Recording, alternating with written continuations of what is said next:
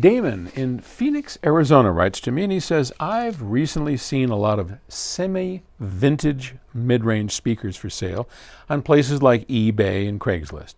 I'm talking maybe like 15 to 20 years old.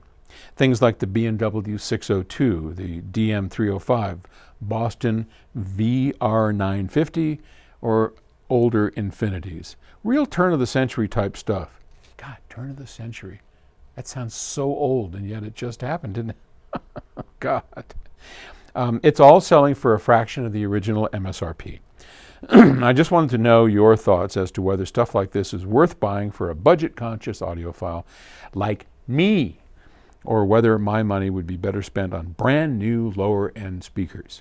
Well, the quick answer is I would go for those vintage ones, because unless you have something specific, I would go with what used to be great, because loudspeaker technology hasn't changed that much. Even though we wax on about how great our new FR30 speakers are, and they're not leaps and bounds different and better than what has come before.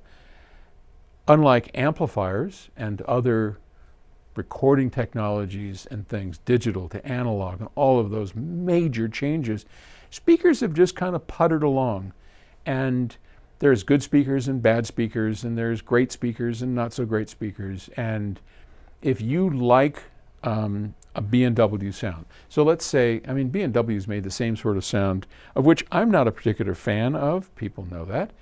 But that's not to say it's not great sound. For many people, B&W makes great sound. Gee, they're one of the largest speaker manufacturers in the world for a good reason. So if you can find a 10, 15-year-old pair of speakers, the turn of the century was only 20 years ago. I must be getting old. It didn't seem like that long ago. All right, so you get a 20-year-old pair of speakers for, pennies on the dollar, go for it. Do it. If it was ever great once, it's still great. If it ever made music once, it still makes music. 20 years old is the only caveat here, is that be careful of where it has been and how it has been taken care of. 20 years is about the point where you're going to start worrying about the surrounds of the woofers. Are they going to start degrading? Now, you can get them refoamed. That's not a terrible thing, probably a lot cheaper than buying a new pair of speakers, but do be careful and look at the surrounds if you can. But again, worst case, the foam surrounds start degrading. Get a kit, have somebody do it. I've done it before, it's not that hard. And you have new surrounds, you get another 20 years out of them.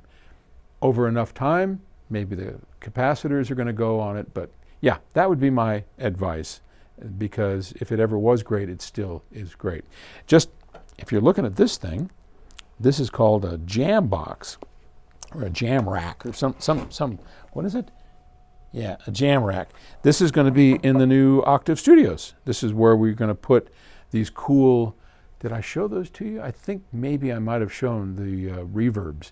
Those reverbs from J.I. Agnew. Amazing. Here. You know what? I'm going to take a look. Maybe I have, maybe I haven't. Let's just go over here. Look at these bad boys. See those? These were all hand-built in Greece by J.I. Agnew. Here's the vacuum tubes that go into them. These are all the reverbs that are going into Octave Studios, into those jam boxes, and our chief engineer Bob is going to start building these into those and then hooking them all up, and this is pretty exciting stuff. So sorry to get off topic. Anyway, you look around, this exciting stuff going on here. All right, take it easy. Bye.